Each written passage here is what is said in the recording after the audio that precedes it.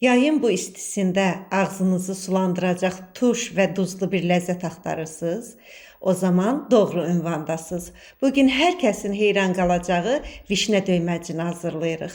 Əvvəlcə vişnələri soyuq su ilə təmiz şəkildə yuyuruq. Saplaqlarını da təmizləyirəm. Onu da qeyd edeyim ki, vişnələri öz həyətimdən yığmışam. Vişnələrin suyu artıq süzülüb, indi isə tumlarını təmizləyirəm. 2 böyük diş sarımsağı da xırda-xırda doğrayıb vişnənin üzərinə əlavə eləyirəm. Göyərtilərdən isə ağ reyhan, qara reyhan, bir qədər də nanəni çox da xırda olmamaq şərti ilə doğrayıram. Göyərtiləri onu qeyd edeyim ki, əvvəlcədən yumuşdum, suyu da süzüldü. İndi videoda gördüyünüz şəkildə, yəni çox da xırda olmamaq şərti ilə doğrayıb döyməcin üzərinə əlavə eləyirəm. Çox da gözəl dad verir. 1 yemək qaşığı dolu da turşular üçün olan duzdan əlavə eləyib yaxşı şəkildə qarışdırıram. İndi isə tam dolu olmayan 1 yemək qaşığı da şəkər tozu əlavə eləyirəm. Yüngülcə qarışdırıram. Fikir verirsinizsə suyu da indidən çox gözəl şəkildə çıxıb, dadlar bir-birinə artıq qarışıb.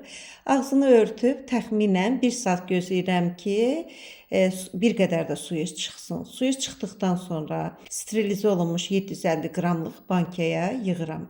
Üstündən basıb çox əzmək olmaz, amma bankanı tam ağzınacan doldurun. Doldurduqdan sonra da ləyənin dibində qalan suyunu da əlavə eləyirəm. Suyu əlavə etdikdən sonra da təxminən deməli üzərinə soyuq su tökəcəm qazanın.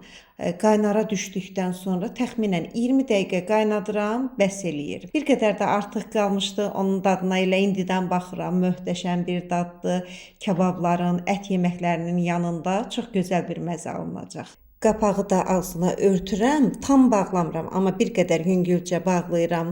Yenə də qeyd edirəm ki, qapaqlar mütləq təzə olmalıdır, sterilizə olunmalıdır. Qazanın dibinə də bir dənə təmiz dəsmalı sərdim. Bankanı qoyuram içərisinə. 20 dəqiqə qaynara düşəndən sonra 20 dəqiqə keçir. Artıq ağzını yaxşı şəkildə bərk sıxıram ki, hava keçməsin. Dəsmalların kənarlarını da silib üz aşağı çevirirəm. Səhərə qədər deməli bu şəkildə qalacaq. Sonra sərin bir yerə və yaxud soyuducuya qoyub qış uzunu rahatçılıqla işlədə bilərsiniz. Videom sizin üçün faydalı oldusa rəy yazmağı, bəyənməyi, səhifəni izləməyi unutmayın.